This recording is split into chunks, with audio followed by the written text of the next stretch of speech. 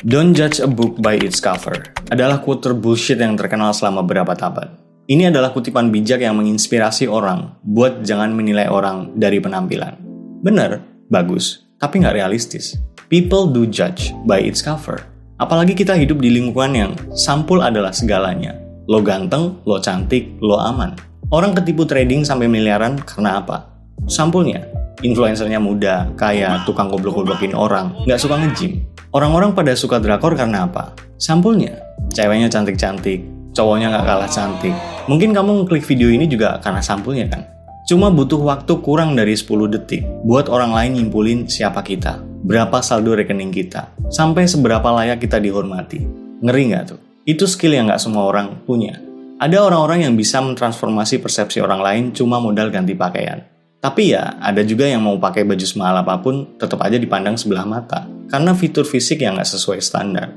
Kita harus akui, penampilan itu meskipun superficial dan seringkali bersifat bawaan lahir, punya dampak yang sangat masif di hidup kita. Sekarang, standar cantik itu udah dikotak-kotakan secara linier. Kulit harus putih, rambut harus lurus, badan harus ramping. Kalau semua kriteria itu terpenuhi, kamu dibilang menang lotre secara genetik.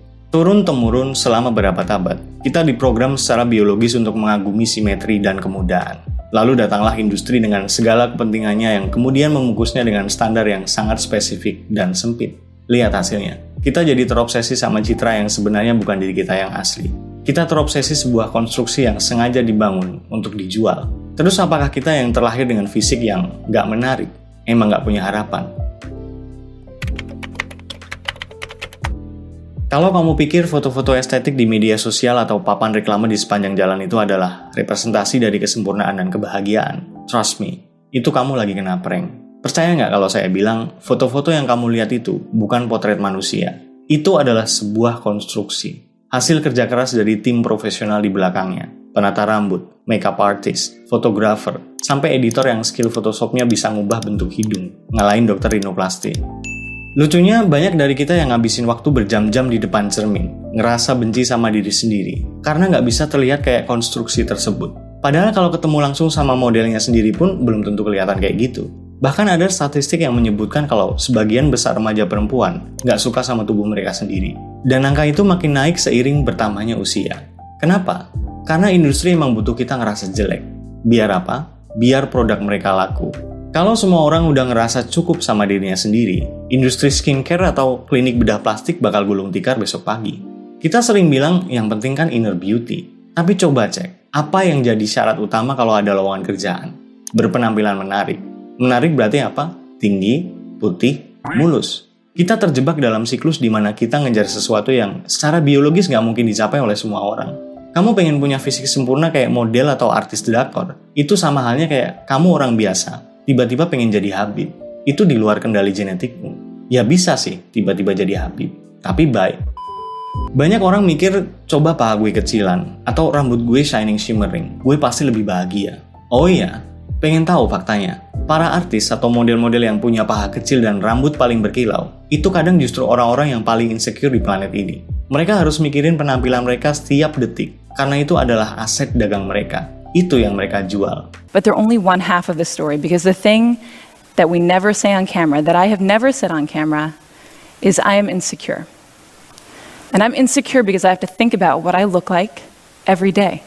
Jadi kalau orang yang udah dianggap sempurna oleh standar dunia aja masih ngerasa insecure, terus buat apa kita mati-matian ngejar standar yang sama? Paham tentang standar kecantikan itu jadi ngajarin kita buat memperlakukan orang, tergantung dari penampilannya. Kita jadi kenal yang namanya privilege fisik. Orang-orang yang dilabeli menarik, selalu dimuluskan jalannya. Coba perhatiin sekitar kita. Orang yang terlihat good looking, sering diperlakukan lebih sopan di layanan publik. Lebih mudah dimaafkan kalau berbuat salah. Bahkan sering dapat gratisan cuma karena penjualnya ngerasa seneng ngelihat muka mereka. Tapi di sisi lain, ada orang-orang yang harus bayar biaya mahal. Karena penampilan mereka nggak sesuai dengan standar yang ada. Kita hidup di bawah bayang-bayang warisan sejarah yang mendefinisikan cantik itu harus berkulit putih. Kita nggak cuma ngomongin selera, ini udah masuk ke penindasan ras dan gender yang terstruktur. Di Lagos, Nigeria, kurang lebih 70% wanita rela pakai pemutih kulit yang berisiko kanker cuma biar dianggap berharga atau bisa punya nilai secara ekonomi. Di Indonesia pun nggak jauh beda. Iklan skincare kita masih aja ngejual mimpi tentang putih dalam 7 hari. Selamat tinggal kulit kusam, buluk, hitam. Kayak seolah-olah kulit gelap itu penyakit yang harus disembuhkan. Ironisnya, kita sering menghujat orang yang ngelakuin operasi plastik atau filler payudara. Tapi kita juga yang nyiptain lingkungan di mana orang ngerasa nggak valid kalau nggak punya atribut itu. Kita menuntut kejujuran, tapi kita menghukum mereka yang nggak kelihatan ideal. Kita bilang, be yourself. Tapi kita promosiin mereka yang paling pinter memoles bungkus luarnya. Ini adalah sistem yang rusak, di mana kita semua dipaksa menjadi konsumen dari rasa minder kita sendiri.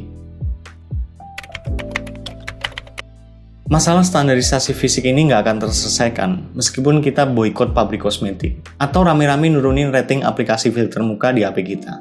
Cara paling radikal buat ngelawan adalah jadi pengacau buat standar kecantikan itu sendiri.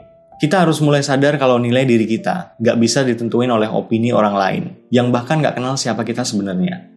Di tengah masyarakat yang terobsesi standar linier, menjadi berbeda adalah bentuk perlawanan. Tapi sayangnya, kita sering membiarkan rasa nggak percaya diri itu nular. Kalau nggak ngerasa good looking, kita tularin standar itu ke teman, saudara, atau bahkan anak-anak kita. Mau nggak mau, kalau kita mau berubah, kita harus memutus rantai itu. Kalau orang-orang tua atau lingkungan sosialmu terus-menerus mengkritik fisikmu sampai bikin mentalmu jatuh, mungkin udah saatnya kamu ngasih jarak ke suara-suara beracun itu. Kamu harus siap pasang badan untuk identitasmu di tengah budaya populer yang serba seragam ini. Kita perlu pertanyakan lagi, kenapa kita harus ngerasa kadaluarsa cuma karena usia bertambah? Kenapa kita ngerasa nggak valid cuma karena bentuk tubuh kita nggak kayak manekin di mall? Gaya rambutmu bukan faktor penghambat otakmu belajar, dan pakaianmu nggak menentukan kompetensimu dalam memimpin. Berhentilah mengejar gambar yang dikonstruksi orang lain, dan mulailah mengakui citra dalam hidup kita tanpa harus diperbudak olehnya. Lihat dirimu di cermin, akui semua kekurangan yang selama ini kamu benci.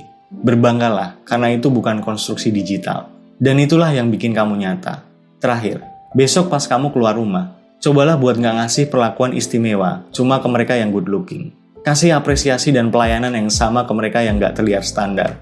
Karena pada akhirnya, kalau kita pengen dunia berhenti menilai kita dari bungkusnya, kita juga harus berhenti melakukan hal yang sama ke orang lain. Thank you udah nyimak capingan saya. Semoga bermanfaat dan see ya.